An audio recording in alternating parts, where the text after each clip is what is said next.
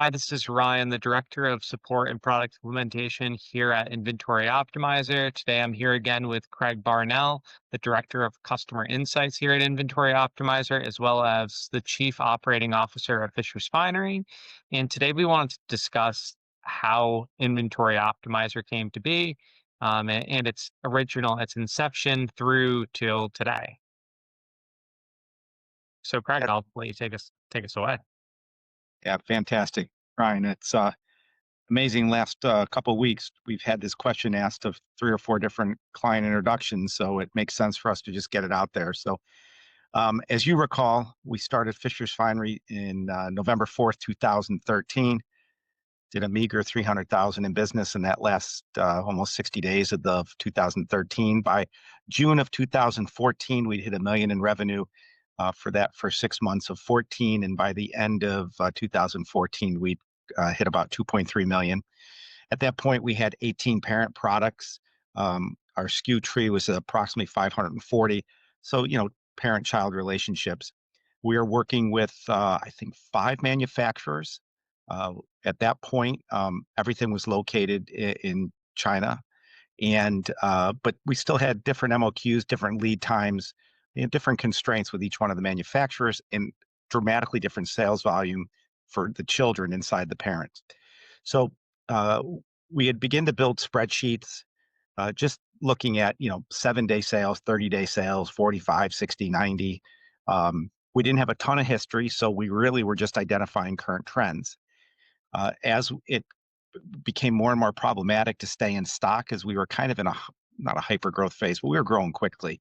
Uh, it became more and more difficult to anticipate the trends and identify our forecasting, so that we'd order the appropriate amount of product in the right quantity to get it here at the right time so that we wouldn't go out of stock. And almost as importantly, we wouldn't have too much of what was not selling fast. So the spreadsheet that you may remember, Ryan, was unbelievably complicated. We had built some if then loops into it. We did a little bit of programming. We brought in some auto ARIMA programming using R packages that were publicly available, and built our own call to Amazon Seller Central so that it auto populated the data. Built a bunch of VLOOKUP tables, and it was. I mean, I was proud of it at the time. It's kind of funny now, but every we'd hit the go button to run the forecast, and the lights would dim, the computer would smoke, and maybe one out of every 10 times we'd get some decent information. Uh, at this point, we're now entering 2000, mid 2015. It's becoming increasingly difficult to stay on top of the order cycle with issuing POs to get product here, and I'm desperately trying to find a solution. And we interview no less than 2 dozen companies.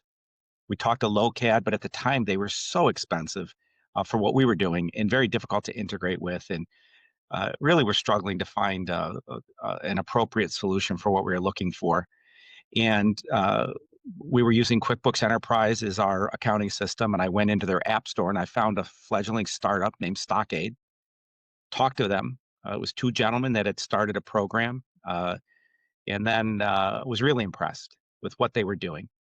And I talked to the owner of Fisher's Finery and Inventory Optimizer, and I said to him, Ralph, these guys seem to have figured some things out that are very important, and there really aren't many competitors in this space. I think we should go talk to them and look at acquiring their company. And as a fledgling little brand new startup, we were able to purchase it as Stockade. We rebranded it back then as Forecaster X, which today is Inventory Optimizer, and we began the journey of understanding and learning how to appropriately do predictive analytics, trend analysis, deviations, machine learning, auto ARIMA, and the journey started with talking to an academic person in Australia named Neil Diamond. He bought his book. He had done the original code for Stockade. We took that code, worked with him, realized that the time differences were creating some issues. If you recall, we went to look for someone in the United States who we could work with, who was an expert in the field of predictive analytics, machine learning. We stumbled across, was it Dr. Miller? I It believe it was. was.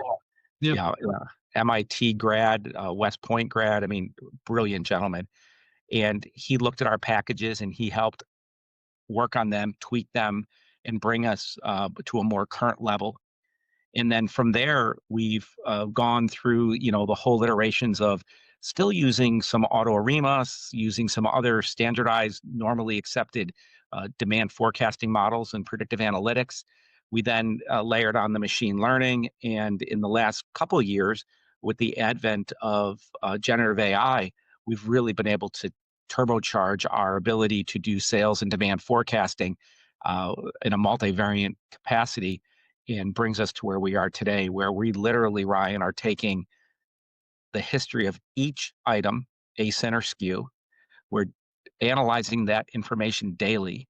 We're reforecasting as often as daily, and we're building models.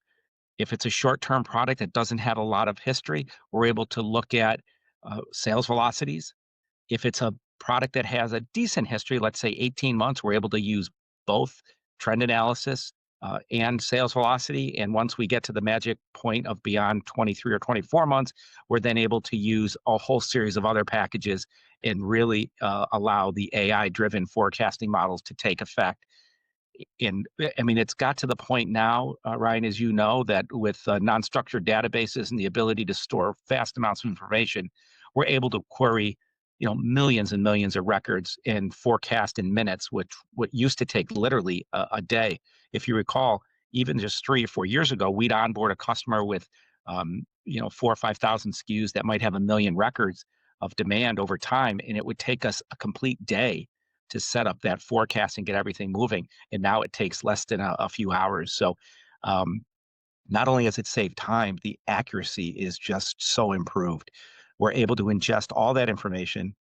We're able to compare up to 100 different forecasting models across a wide spectrum of generally accepted uh, predictive analytic models and inventory statistical models, and then using machine learning and AI, combine and hybridize those, take a look at which models most accurately predicted what happened in the last 90 days, then hybridize those, the best ones, and come out with the forecast that then is going to predict demand and can look backwards, analyze sales, and we're off to the races.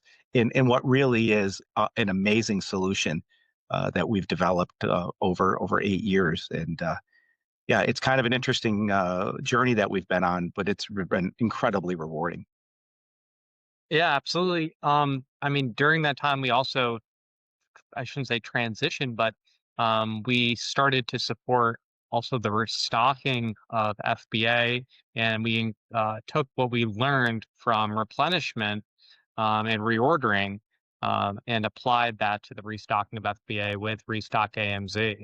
So So, that's some Ryan, yeah, that's a great point. I'm sorry to interrupt there, but I just good. remember the day. I literally remember the day where we have reps, we have internal Amazon reps that work with us on multi-channel fulfillment, on FBA, on AWD, and in other areas as well.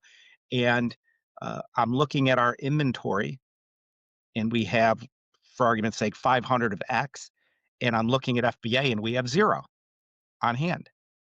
And the model inside the Amazon Seller Central portal is only suggesting we replenish like 80, and I'm looking at our 90-day, 30, 45, and 90-day sales, and it's in the hundreds. And I say to myself, what is going on? So, and I believe this was a couple of years ago, and we quickly discovered that the entire demand uh, by item inside the Amazon ecosystem for us, which includes FBA and multi-channel fulfillment, was not being combined into the replenishment forecast. And then, when I brought that to your attention, we instantly jumped in since we have all the math figured out.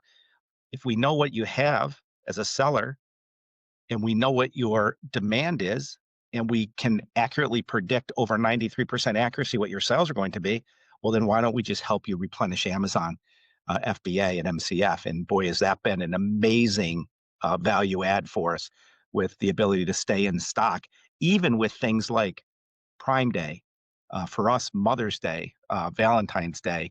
I mean, the Christmas selling season, the holiday selling season is just ridiculous for so many sellers. But even the shorter term big increases in demand, it's great to have it. We do an amazing job helping you understand what you've got on active purchase orders, what you've got in stock, and what you should be ordering. But what's worse than having it in your warehouse and not having it in the fulfillment channel? So you've got inventory and you can't sell it, right? Um, yeah, so I appreciate that. That was a major step forward in our evolution. Absolutely. And so during the next call, I was hoping we'll be able to focus a little bit more on Restock AMZ. We'll discuss how that could help your business grow, just like how it's helped Fishers Finery, as well as just going over maybe we can work through the creation of a shipment from your warehouse or a purchase order into FBA using our software, as that's another great value add that we provide through Restock AMZ. I just wanted to say thank you, everybody who took a chance to take a look at this video, and we look forward to speaking to you again soon. Take care. Thanks. Bye bye.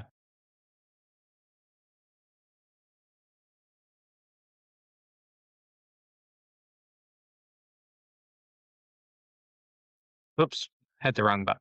My bad. No, um, I think broken up that there's some good stuff there. Is there anything you want to do again?